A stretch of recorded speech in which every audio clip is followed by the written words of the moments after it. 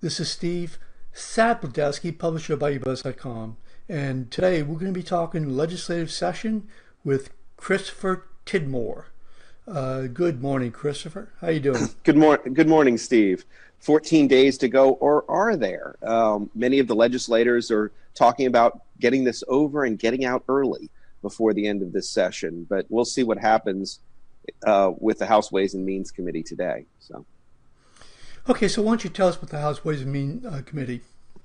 Well, yesterday, two major things have happened this legislative session. One, a bill that came out of the Appropriations Committee yesterday, House Bill 12. We'll talk about that in a second. But today, pretty much in fact, in just a few minutes, every single tax bill will be considered by Neil Abrahamson's House Ways and Means Committee. Despite the fact, of course, this is the one committee with the Democratic chairman, Neil Abrahamson tends to vote with the Republicans. For those that don't know his political profile, he represents uptown New Orleans, relatively socially democratic, but fiscally conservative. And so you should see effectively at least one bill definitely come out of the committee today, and that is a 1/4 sales tax that will be permanent to fund the Taylor Opportunity Program for students, better known as TOPS. There's also a debate on an extra half penny of temporary sales taxes. Some people want to do that as a quarter penny. Some people want to do it as a half penny of temporary taxes. We'll see what that goes. There is a major move, though, to try to restructure the state personal income tax system in a way not seen since the Stelly plan. It's called the collapsing program.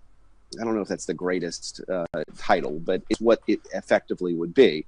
It would take the top 6% rate that kicks in around $50,000 and have it kick in around $30,000 for an individual or $60,000 for a married couple. But effectively, the rates that are 2% up to 12.5 and then 4% up to 50 would effectively go away. The idea being that we would kind of have a higher income tax on the middle class, but at the same time, we'd be able to get rid of 1 penny in sales tax. I can honestly tell you, I would be shocked if that got out of the Ways and Means Committee today. It is a major priority of the governors, but it is dead on arrival for a lot of these Republican legislators, and it's not just ideology. Most of them were elected, you must remember, in 2007 in reaction to the Stelly plan. The Stelly plan's elimination of personal deductions was hugely unpopular in the districts that they're from. They tend to be middle-class districts, a lot of small business owners. So getting rid of itemized deductions probably be dead on arrival, but it has at least started the conversation. Should we restructure our personal income tax system? Is it the right system? The one thing that is a priority of the Republicans is to take TOPS off the table as a negotiating tactic by the governor. The amount of negative press that Republican members had by that 70% cut in the scholarship program for 50,000 students was overwhelming. They're willing to take the bite of a quarter penny permanent in sales taxes just to make sure that never happens again. After that, though, the fight's going to get really interesting. The Democratic leader in the House has said he's very skeptical about any sales taxes. Members of the Black Caucus, I was meeting with a couple of them yesterday, they were basically saying, this is not what we want. Our people, quote unquote, don't get much out of TOPS. And frankly, we're gonna fight against the sales tax if they're not willing to do an income tax. There was actually a feeling about cuts. And so my guess is what happens in the next couple of days is that the House does present this sales tax increase at probably a half a penny of temporary and permanent taxes, maybe as much as 3/4 of a penny. We'll say to the entire House. It requires a 2/3 majority of the House before it can advance to the Senate. The Senate came into session on Monday and then abruptly recessed until Sunday. So they'll see it, whatever comes to them on Sunday, and a lot of these votes will happen on Friday. It's a lot of information to throw through. So. Oh, no, yeah, it certainly is. So let me try to dissect it if I can. And that is, in terms of, it looks like we're going to have at least a quarter penny sales tax that would be permanent. That seems to be unless there's a major effort to kill it by the Democratic caucus, then yes, that's exactly what's going to happen. There will be a quarter cent. It'll produce around $250 million per year, give or take a few million. And it'll be enough to pay for the TOPS program as it's currently constituted. Remember, the TOPS awards have effectively been frozen. So, or more precisely, tuition at universities can increase. So it doesn't necessarily cover the full tuition at every Louisiana State University. It doesn't at LSU, for example. It does at many of the UL systems and at the Southern systems, the historically black colleges and universities that are run by the state. I have heard of one proposal, and I like to say my newspaper and me helped present the proposal that may get a few African-American legislators on board with this. At the Louisiana Weekly about 6 months to a year ago, we proposed the idea that HBCUs in Louisiana, that's SUNO, Southern, Grambling, ought to be able to get TOPS awards at 17 to 18 on the ACT scale, as opposed to where it is now, 20 to 21 for most TOPS awards. And the reasoning was, you can get that to go to higher education. It's called the TOPS Tech. If you want to go to a community college, a technical college, you can qualify to TOPS with a 17 or 18 on your ACT. The problem was most students that were going to HBCUs here in Louisiana weren't getting TOPS or weren't utilizing TOPS. At one point, there was only 6 people at SUNO that were on the TOPS scholarship, really? As opposed to, there were six, as opposed to, several hundred at UNO across the street. And what we proposed was, if you put that, it would a 17 as the access point for the HBCUs, it would go to anybody regardless of race. It's not limited to African Americans, but for historically African American universities that are run by the state, that what it would do is first give the Black Caucus a stake in the TOPS program. So the whole argument, our people don't get this, would go away. And secondly, would try to increase funding to HBCUs. Part of the untold story, or not untold, the rarely told story is, for all the university cuts in the last few years, LSU hasn't seen any cuts because almost 100% of the student body are on TOPS. Whereas pretty much every other university has endured some degree of substantial cuts at various degrees, the HBCUs getting the worst. TOPS provides the only real major state funding source. Maybe that will be put forward as a compromise by members of the Black Caucus. We'll see. Right now, my guess is you're pretty close to a 2/3 majority for the quarter penny sales tax for TOPS. It's popular enough in the House. The Senate's a little trickier, but if the governor's comes on board with that, I think John Alario could pretty much push anything to the Senate that he wanted, including making Louisiana a communist state. He's the most effective leader of a legislative body that I've seen since Mr. Sam Rayburn. But the quarter penny, the real question is what happens then. We have a $994 million deficit total. We got lucky. A lot of other revenues came up. It was originally $1.3 billion. It's down to about $1 billion. It looks like I'll tell you, Governor John Bel Edwards' best friend politically, and he'd never admit it right now, is Donald Trump, because the Republican tax plan, by limiting itemized deductions on the federal income tax, benefited 6 states in the United States on the state income taxes. Louisiana is one of those 6 states. Why? We allow full deductions on state income taxes that are allowed on federal income taxes. Because of that, more people will not be doing itemized deductions. There was an increase in the personal exemption. And so more people will pay a slightly higher fee in state income tax. It's not a lot. The average estimate is that it's $560 you've saved, the average person has saved in Louisiana on their federal income taxes. They will, with the increase in state income taxes, the average person will get a bump in their salary of about $454. So it works out to about somewhere between $50 and $100 a person. But it's enough to plug part of the deficit, about a quarter of it. The remaining is what happens with that $500 million. And there are a variety of proposals that have come through. I talked about the whole collapsing ID income tax. Some people are going to try independently of that to limit sales tax, to limit itemized deductions further by another 50% on state income taxes, my guess is that dies. I think what we're looking at ultimately, at least a half a penny, maybe as much as at least a quarter penny, at least maybe as much as a half a penny in temporary sales taxes on top of the permanent quarter penny that will be seen.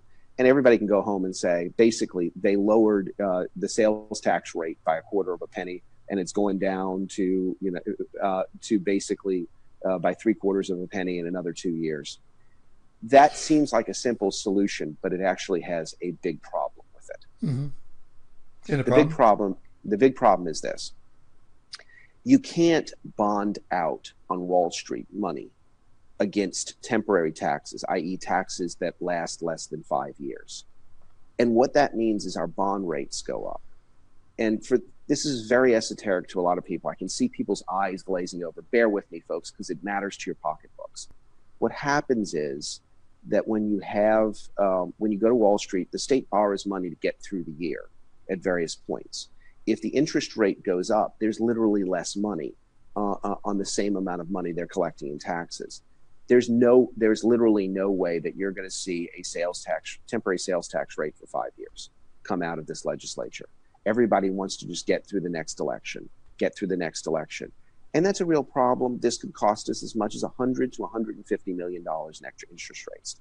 That's not an insignificant amount of money. But we'll see what happens coming out of this session. So it sounds to me like we're not getting a permanent solution. I guess the permanent solution is the hope that the oil prices go back up. Yeah, I mean, it's not really permanent at all. No, in fact, it's quite the opposite. I love to read economists 10 years ago, who were predicting the future, because it's always hysterical to read. Once in a while, you get somebody who was right. Most of the time, and the most common one is that we would be having an oil deficit as China raised. No one foresaw hydraulic fracturing, better known as fracking. No one foresaw that we'd have more oil fields, and the fact that we're not only not going up, oil prices has increased to about $60 a barrel, but it looks like long term they may go down as far as 30, even with the usage, because of technology. And both getting the oil and the fact that we're about 2 or 3 years away from really effective electric cars and really where it matters, electric semi-trucks, where we're going to start seeing self-guided transport. And so Louisiana relying on oil severance taxes is about as insane as trying to rely on a tax on buggy whips when you're looking at the future. But it's where most of our tax system is, based on the old Russell Long thing: don't tax you, don't tax me, tax the guy behind a tree. Most states would deal with this by simply reallocating resources in their budget, looking at not just taxation, but spending. Jim Brown and Rana were on yesterday and explained how we have managed to completely fill up our budget year after year with restrictions and dedications.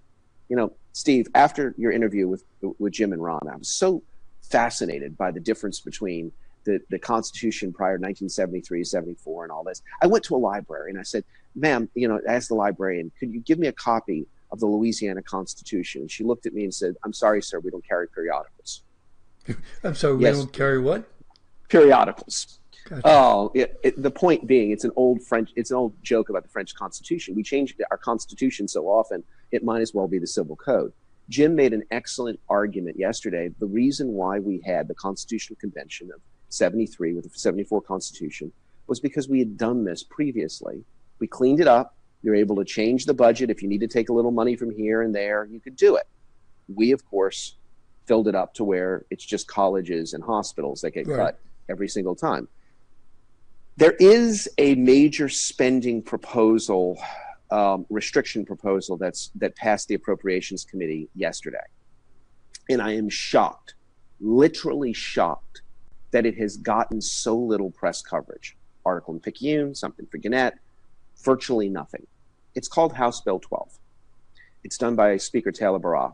And what no one has really covered, and you've got a breaking story here, is essentially this is Louisiana's effort to duplicate the Colorado Taxpayer Bill of Rights, Tidmore. Colorado in the 90s, 1992, passed a spending restriction It was actually very, very hard.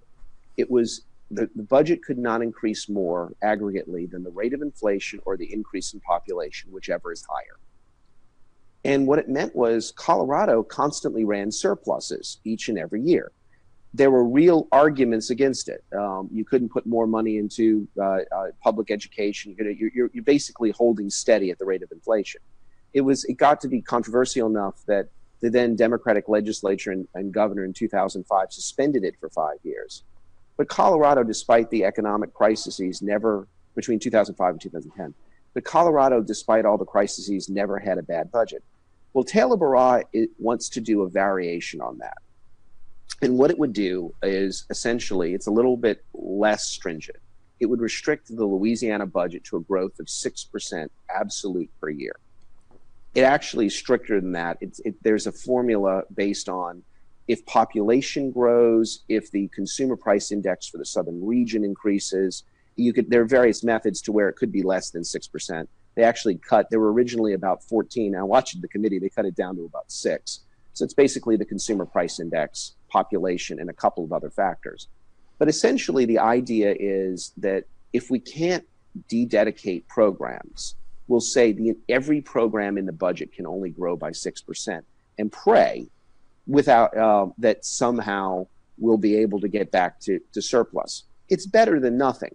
It's got its opponents. Jan Moeller of the Louisiana Budget Project, a left-wing group, but one that speaks out in budget matters, brought up some of the objections that this would stop us from investing in a major program. And I'll give you one specific. Mm-hmm. It was revealed that Louisiana teachers, after reaching the Southern average in 2007, have fallen about $2,000 behind their peers, or put a better way of understanding it, $10,000 below the national average, which That's is about amazing. 58,000. I mean, it's really, we don't think, we always say Southern average, we ought to be thinking national average. Well, she pointed out it would be impossible under this program to increase teacher pay to the Southern average, much less the national average, in a year. It would be possible over time, each year, because it's a 6% increase, to be able to do that, and so it's more gradual. It's not as catastrophic. It would be impossible to create something like the TOPS program in 1 year, the way Governor Foster did, to create something totally new without, and let me give the caveat, it's not an absolute unless you have ban. really a boost in revenues. Oh, yeah. Well, but I mean, you're still, even with a boost in revenues, you're still restricted to 6% a year. 6%? Okay. The idea is the boost in revenues then would be used as one-time money. 25% would go into the rainy day fund, as the Constitution says. 75% would be used, and this is one of Taylor Barra's arguments, we have crumbling infrastructure. If we did this and we really did have a boost in revenues, we could start fixing some roads, some bridges, the so-called one-time transportation funding. Remember, we're 10 years behind on the TIME program. Right. The wonderful idea passed by Governor Romer so many years ago to fix our bridges. We're basically 10 years behind on the schedule we were supposed to be. So his idea is this would do. It has great popularity. It does have some opposition. But what's interesting is it's been so far below the radar, this House Bill 12, that nobody's really paying attention to it. They're starting to get some ideas in the legislature. My guess is it passes out of the House quickly. And then the Senate starts saying, wait, is this a good idea? Frankly, it's the only idea on the table, because the other notion, which is to have a constitutional convention and actually get rid of some of these dedications, the governor has ruled out. And a lot of, and let's just, to be fair to Governor Edwards, it would be fair, there's groups on the left and right who don't like that idea either. Lobby is afraid that the locked-in rates for income tax might be changed more easily in a constitutional convention. That's a fair fear. Those on the left are worried that you get rid of dedications. You're getting rid of dedications for K through 12 education, so on and so forth, things they like. So there's a lot of, even if the governor said, let's have a constitutional convention, his name is John Bell Edwards, not Edwin Edwards. There's no guarantee that this is going to happen. And I think, on that, Taylor Barra's bill may be the only thing, but I am fascinated. It comes up for a House vote on Friday, and I can't wait. I'm going there almost with popcorn to watch what's going to happen on the floor. It's, but of course, I'm a political geek. That's why, I do this stuff, and other people have real lives. So that's really fascinating. Now, what about the Louisiana checkbook? Jay Darden's is fascinating, because Jay Darden has fought for disclosure in the budget since it was a state senator. really since he was president of the student body at LSU. He's the biggest advocate, and he has killed himself trying to do this in what's called Law Track. It's a program to get various government departments on it. The problem is right now, despite his best efforts, there's only 6 departments on there. It's not that exactly he's failed. He's tried his hardest. It's that, and it really tells you something about Louisiana. Various government departments have different accounting systems in the same state government. So Law Track can't really track different accounting systems and how this area spends and allocates its money down to the whole thing without, major restructuring of state departments. The alternative that's being pushed is a variation on Ohio checkbook, as you put it, Louisiana checkbook. The challenge with Louisiana checkbook, look, the Ohio checkbook program put on by John Kasich is a brilliant piece of software. Let me just be blunt. I'm a big fan of it. I've looked through it. You can basically go down to find how much this government employee spent on lunch. I mean, it goes down. It is very user friendly. The average citizen, it would be great for Louisiana. It's also very expensive. It's estimated to be able to convert over to this new software system and make all the government departments compliant is around between $720 and $760,000, along with an extra $220,000 each year. Right. Now you're like, that's not the most amount of money. It's about 1% of our deficit, but it's not an insignificant. I mean, you could hire a lot of teachers for $1 million a year. So that's been brought up. Jay Darden's made the argument saying, look, folks, what we're doing with Law Track, if you give us another year or two, we can pretty much get to the Louisiana checkbook. There is an attitude amongst the legislators that's perfectly understandable, which is basically, if we don't do something big to show the public that we're actually trying to fix something, if we just basically do a status quo of a sales tax, we're going to be in serious trouble come next year in the elections. We got to show them something big. And Darden himself actually likes the Ohio checkbook. He's not objecting to it. He's just basically saying, we've been doing all this, why spend the money twice? He's gone so far as to say, okay, then we got to put it out to public bid. Because the original legislation was going to be a no-bid contract to the same group that did it for Ohio. It has the firm based out of D.C. has very close relationships with the RNC and existing Republican with Jared Kushner, huh? Oh yes, his brother. It's his brother. I didn't want to point that out, but I mean this is high level corporate politics. In fairness, they did an excellent job. I mean, sure. I can't criticize anything that they did. But Darden's point is, if you're going to spend $1 million this year and $250,000 thereafter, put it out to public bid. It's only fair. I think that argument is actually making some progress in the legislature right now. We'll see how Louisiana checkbook comes through. My guess is it's going to fly through the House and Senate, and it's going to be signed by the governor. The governor's pretty much he's not enthusiastic. He's not opposed. He's like, okay, let's do it. And in fairness to John Bell Edwards, he voted and supported and pushed every transparency issue that went before the legislature during his time in the House. Right. And only got one passed. It was the one that took effect the day he became governor. He pointed that out in his announcement speech to the session. And so, he said this is a line that he wants to do it. That's fine. It's not Louisiana checkbook, as much as I'm an enthusiast for it, will absolutely matter not one iota to any of our fiscal problems, because there's a common refrain that's made. And as many of the public know, this is my shameless plug moment, so you'll forgive me, Steve. I do a radio show on WRNO, but it also runs a morning drive on WSLA 1560 AM, besides Sunday mornings at 99.5 from 8 to 9, but Monday, Wednesday, and Fridays from 8 to 9 on 1560. Immediately after me, as it has been for many years, is my friend Moon Buffon. And Moon has had John Schroeder on talking about how we've increased the budget aggregately overall.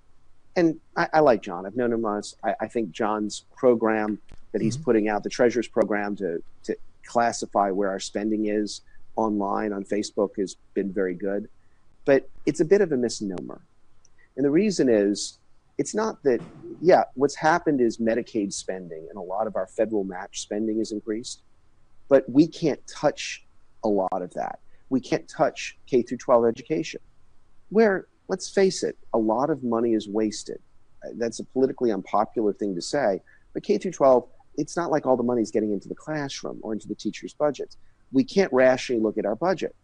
And so when we talk about, hey, we don't put in these taxes, what we're really talking about is cutting $1 billion out of a $3 billion budget. That's how much the discretionary budget is. In other terms, let me explain what that means. It means not only cutting TOPS by 70%, but it means closing 2 university campuses and multiple hospitals around the state. Effectively. It's a pretty catastrophic thing if you can't cut anywhere else. The regulations against cutting other programs are so heavy that it's not fun being a legislator because you're confronted with this. I think they're a little afraid of confronting the 2 ways of dealing with it. One is a constitutional convention. There is one other alternative on revenue and taxes that nobody's talking about, and it frustrates me personally. Did you know, Steve, that the state constitution allows the state of Louisiana to tax on the state level, to lay a property tax of up to 10 mils outside the homestead exemption? I'm sorry, outside of what? The homestead exemption. Okay. So in other words, the state constitution gives the legislature the power by a 2/3 majority to levy a property tax across the state, to homeowners around the state. So we've put this entire argument in the context of a sales tax here or an income tax here. I am not surprised a property tax would be dead on arrival, but I'm been a little interested that given the fiscal crisis over and over year after year, one brave soul hasn't come out and said, look, we ought to at least consider this idea of trying to balance out our property, because we do have a pretty high income tax compared to our immediate neighbors, Mississippi and Alabama, and nothing compared to Texas and Florida, where there is no income tax. And we have the highest sales tax in the nation, but we have a pretty low property tax comparatively. I was thinking somebody may do it. I mean, the problem is Republicans in general prefer sales tax, and it's an easy tax. It's easier to add to an existing tax than introduce a new tax. I'm not saying that. I mean, I'd have my druthers about, introducing a property. I'd have my resistance to introducing a property tax if, it wasn't fundamental tax reform. But it's amazing that there are ideas out there that could be introduced that are constitutional, and nobody's talking about them. And for journalists like me who actually, there's a handful of us, Tyler Bridges, Jeremy Alford, others, who not only read the bills, but read the Constitution. We sit around wondering, well, why aren't these ever on the table? And nobody can ever give us a good answer. So my last question is this, and then I'd like for you to give us another plug. So my last question is, if you look at what's going on in, say, nationally in Washington, D.C., with the attempts to change Obamacare, with what they did with the tax bill, with what's going on here in Louisiana in terms of trying to require people on Medicaid to work X amount of hours. Yeah, go ahead. Yeah, go ahead. Well, I've been amused that nobody really caught that John Bel Edwards managed to play off the Trump administration and the Republicans against his own caucus, triangulate and win in a way that nobody's really caught. John Bel Edwards had made a lot of news. He supported a work requirement for Medicaid. The thing that's interesting is the work requirement that was put out in Kentucky, which was the first of these, was pretty specific. You have to work, or you've got very specific conditions in which you don't, disability for very limited periods of time. It's a pretty tough one. The one John Bel Edwards put out, if you have children under 1, and some are saying it'll be under 5, if you have this condition, if you have it, the exceptions are so many that it could be as little as 5 or 10% of people that are currently receiving Medicaid will have to maintain work requirements. Pretty much, if you're on Social Security disability, if any of the different factors could possibly say that you can't work, you're exempted. And it was actually a brilliant political move. He kind of took the whole oxygen out of the whole thing, because it's hard for even staunch conservatives to say, well, if you've got young kids, should you get Medicaid? A lot of social conservatives, stay-at-home moms, think this is a good idea. If you've got a ongoing chronic illness, should you be work? And he's even put in some volunteer requirements. So if you do have to work and you can't get a job, you could come through. So I actually think he handled it in a way, and the way Edwards handled it will be a model for a lot of other states to take this off and pretty much limit this to the 5 or 10% of people who themselves legitimately are getting Medicaid and could have a job, and which is really what irritates people. Yeah, sure. Which in a environment where people can get jobs, that's fine. If that changes, then obviously that's a problem. I did say this was the last question. Let me change my mind and just say, ask you this question, and that is, so what is going to get cut? I mean, obviously, we've talked about the revenues, but we haven't talked about the cuts. I actually think comparatively little. I think the way this is going to come down is we're going to see 3/4 of a sales tax and the cleaning of the other sales taxes, the exemptions that used to be for Mardi Gras beads and all this. That cleaning were made permanent. I actually think in comparative terms, we're going to see very few cuts. There's going to be a few token cuts here and there, but you're not going to see the kind of slashing to hospitals and to universities that you saw under Bobby Jindal in exchange. Edwards is just ideologically opposed to it, and he'll run over the Democratic caucus to keep that funding in place if it means that the price is a sales tax. He doesn't like it, but to him that's a fair price to pay to keep universities funded at the level that they are, which I might remind you is like 49th or 50th in the country right now. So this isn't brilliant funding. So in fact, basically that just kicks the can down the road another 2 years or so. I don't think we're going to see any major changes before the next election. I think what Edwards, who wanted to see this in fairness, as did, in fairness, let me be bipartisan about this. Appropriations Committee Chairman Cameron Henry really wanted to see some restructuring too. They actually are not opposed to the idea. If there are two men more committed to the idea of really looking at the budget wholly, organically, are these two. They don't agree on what to do it, how to do it, but they agree to it. It's most of the rest of the legislature that, for the most part, doesn't want to anger their constituents on their particular programs, or more particularly, doesn't want to go after very strong constituencies. You don't want to go after, you can't look at the budget without looking at K through 12 education and that budget. Well, good luck. You'll have, if you think it's bad having some teachers rally on the things, the Teachers Association of Louisiana and other teachers unions coming up, going crazy, that there are 50,000 teachers in the state, that'll go off the boards. You've got, in each of these categories, short of a constitutional amendment convention, I don't see that there's going to be some kind of amendment process to dededicate it. And at that point, you're just at a status quo. If I can, before we leave, Steve, can I make one other observation about the national tax bill that'll affect us particularly here in Louisiana that nobody's talking about? You brought up the tax bill and what it's having about Medicaid. No one's actually looked at the impact of the 529 program on Louisiana. For those that don't know, the 528, 529 program, this is a savings plan that was created for college, where people could put money in and take it out at a potentially a lower tax rate for the use of their children going to college, or themselves, theoretically. It was changed in the tax bill to allow it to not just be used for college, but to use for private education, so on and so forth.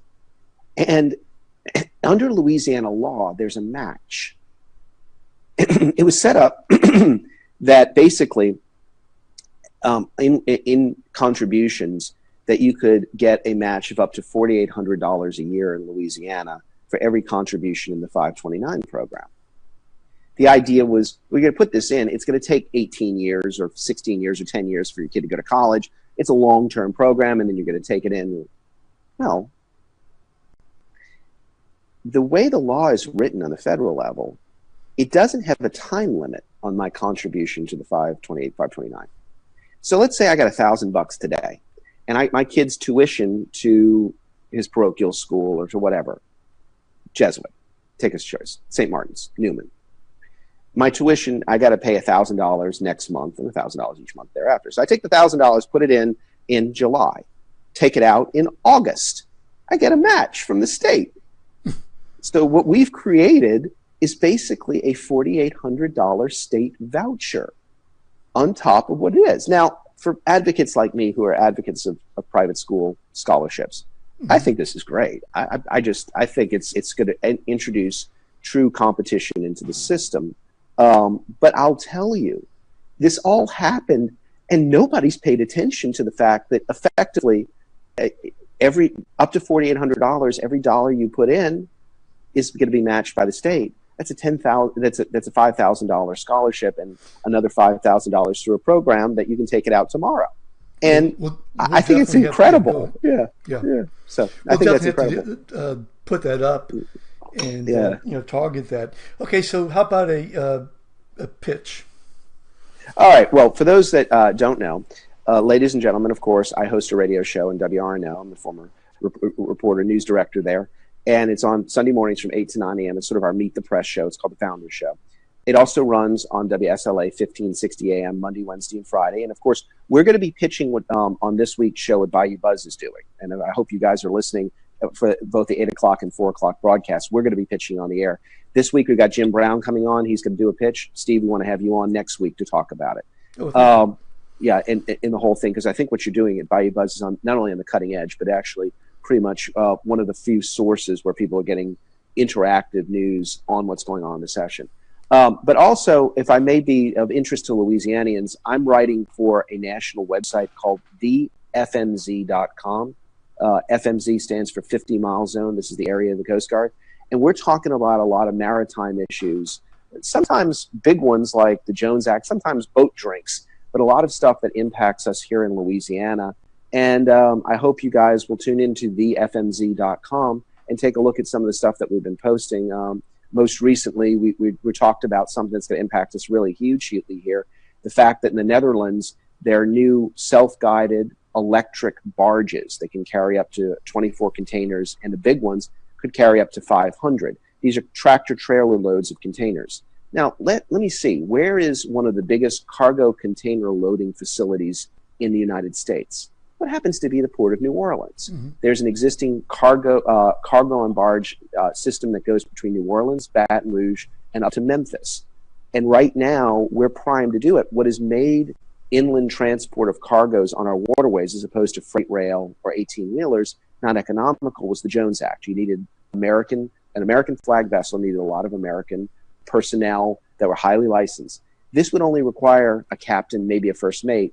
And if that means not only are you going to potentially save the equivalent of 1,000 trucks on the road per barge, but also potentially, if this technology reaches here, this is all electric as well as self-guiding. So the carbon imprint goes down pretty drastically without any regulation, because it just makes more economic sense.